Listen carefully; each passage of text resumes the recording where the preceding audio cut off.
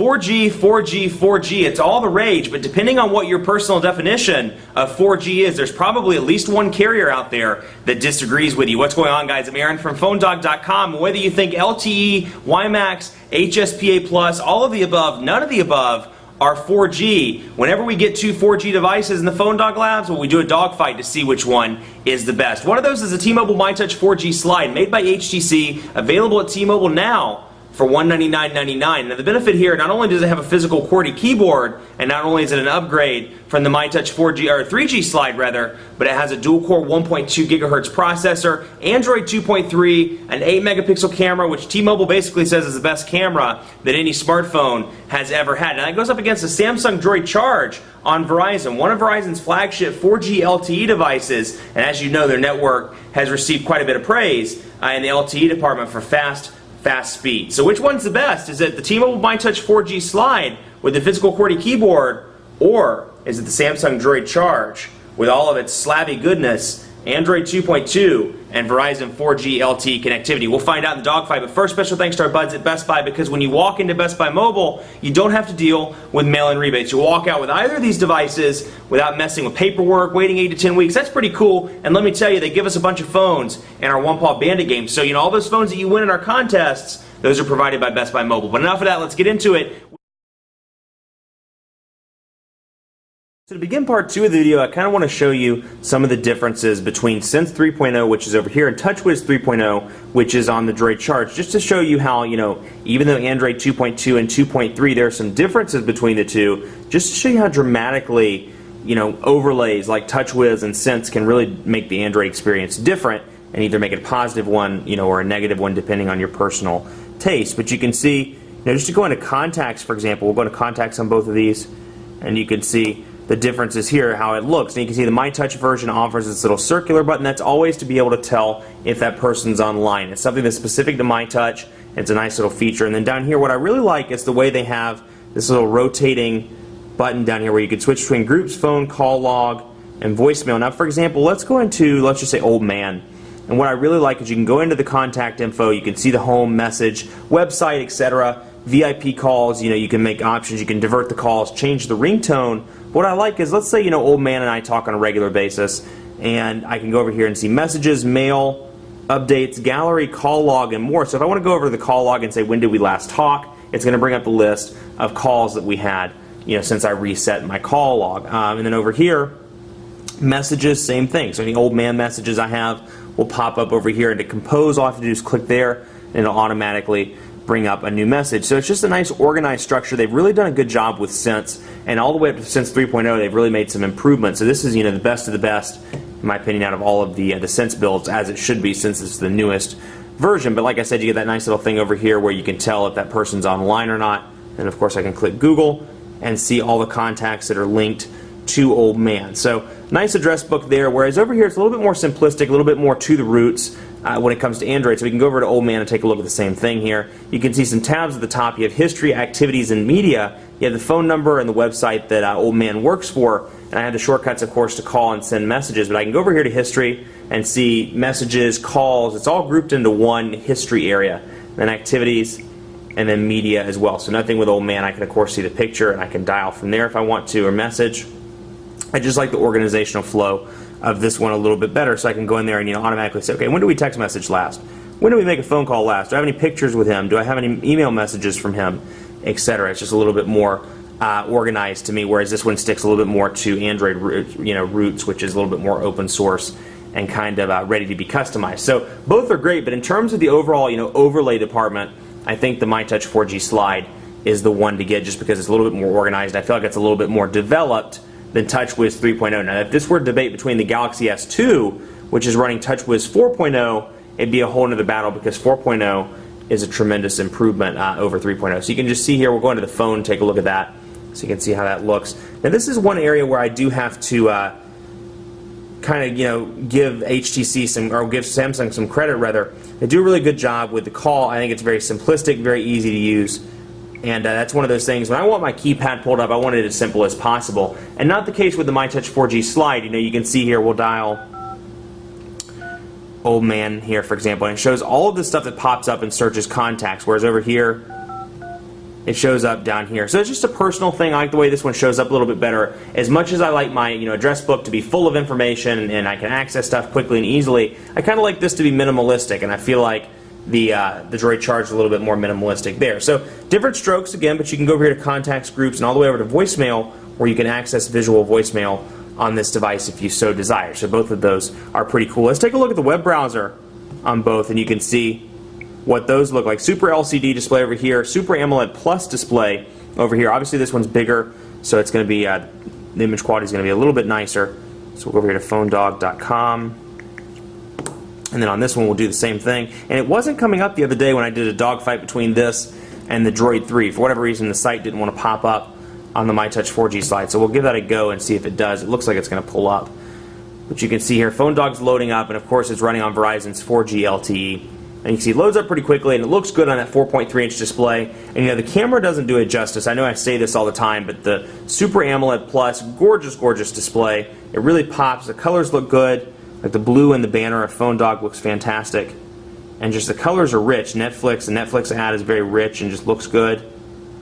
And you can see, I'm down here, I'll pinch to zoom in and out so you can see some of the speed differences. There's some checkerboarding over there in the right-hand corner if you see it. But overall, performance is pretty decent, and I've been impressed with the performance. Now the real bottleneck here, we'll go over here to Windows, and they do a great job with the preview. It shows me where I left off, shows me it's PhoneDog, add a new window, and I go back here, it shows me how many windows are open, and I can scroll back and forth between those two. Now where the real kicker is, once you get to 4 windows, that's all you can have open. It shuts you off. So we go to new window, whoops, new window, and then we'll add a 4th one just for fun, and then I go to add a 5th one.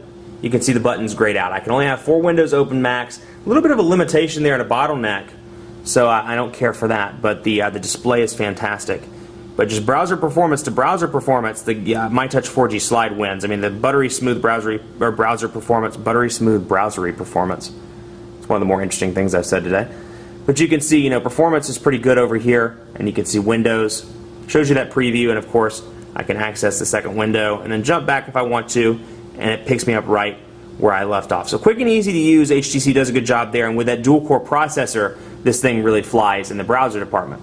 Let's take a look at the quadrant standard and see which one comes out on top there. And keep in mind, dual-core processor over here, single-core over here, but take any speed test with a grain of salt because it really doesn't give a comparison, when it comes to day-to-day use. And the myTouch 4G slide really doesn't like quadrant standard, so I may have to turn it off and get that score for you, not to waste time. But take it with a grain of salt. This is more for the nerds that want to see the benchmark scores, but in day-to-day use, both of these will be fine. Call quality on both of these, very impressive. Now, battery life, the Droid Charge is the one that takes the cake. 1600 milliamp hour battery over here, 1520 milliamp hour battery over here. It doesn't sound like much, and with the smaller display, you'd think the myTouch 4G slide is great, and it is. It's very, very good. It's one of the better ones, but this thing, it does a great job. I just can't, speak highly enough about the battery on the Droid Charge, especially with the latest update that Samsung pushed through a couple of weeks back. Fantastic. Battery life's been very good. I think you'll be happy with either in the battery life department, but a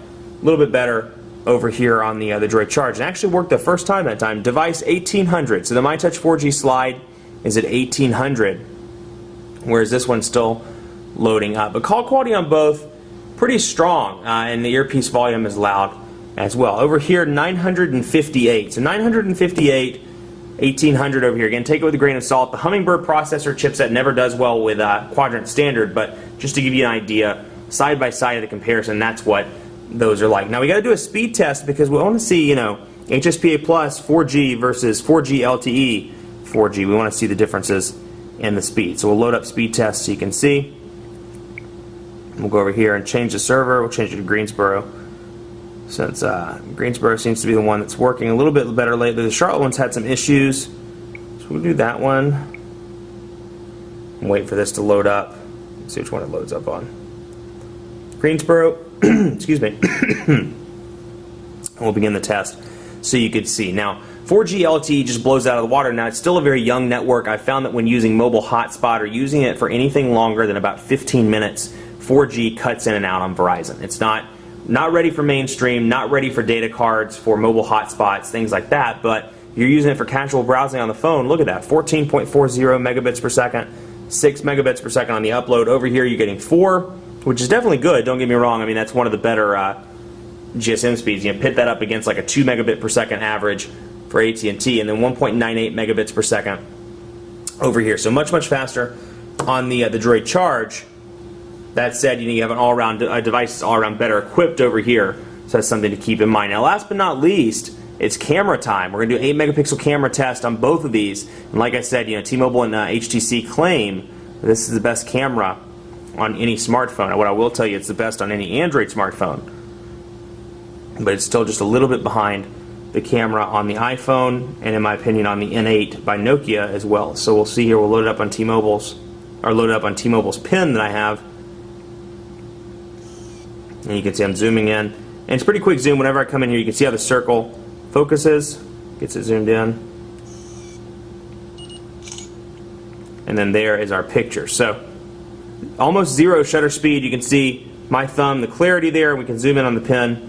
The clarity is pretty impressive. It's very good on the Droid Charge as well. I'll show you. Try to do the same picture. Let's see what it came out like. Just to give you a comparison, we'll zoom out there. And I'm giving it to the myTouch 4G slide. It's been much better over here. Still very good. With either of these are going to be great in day-to-day use. Little minor pictures here or there. This is a very good camera for Android, but this is the current champion in the camera department on Android. So, a Dogfight winner has to be declared, and there are a lot of pros, a lot of cons about both of these devices. But all in all, the winner is the myTouch 4G slide. Just because it offers the best blend of features, it's up to date in the processor department. It has a great 8 megapixel camera. It's running Android 2.3 out of the box with the latest version of since excuse me, since 3.0, as opposed to this one, which is running Android 2.2. Came out with kind of an older version of TouchWiz 3.0. Whereas the Galaxy S2 is already out with Gingerbread and with a newer version of their overlay. So this one's out, it's brand new, it's fresh, it's ready to go, and it has a keyboard. Even though it's not the best keyboard in the world, it's still nice to have a physical QWERTY, and it retains a small size. It's not much bigger with the hump on the back of this one than the Droid Charge itself. Now the benefit, you look at this one, HDMI port over there on the side, and it has some other perks, a great battery life over here, bigger display, Super AMOLED Plus is nice, but all in all, the best bang for the buck and the best when it comes to all-around features goes to the myTouch 4G slide. Much more coverage to come on PhoneDog.com with both of these devices. Be sure to like us on Facebook at Facebook.com/PhoneDog. We're doing the greatest tech giveaway ever every Tuesday, every Thursday at 6 o'clock p.m. Eastern, 3 o'clock p.m. Pacific. Check it out, Facebook.com/PhoneDog. You could win a tablet, and be sure to follow me on Twitter as well, PhoneDog_Aaron, and on Facebook at Facebook.com/PhoneDogAB. Let me know what you think about both of these devices. Think I made the right decision? Think the one with the Genius button, where I can just click that button and automatically come in here and say, like, call John Doe or call old man. Let's call old man. Please wait. We'll try to do that. Is this the one that should have won? Call old man. Or is it, there you go. Or is it the Droid Charge?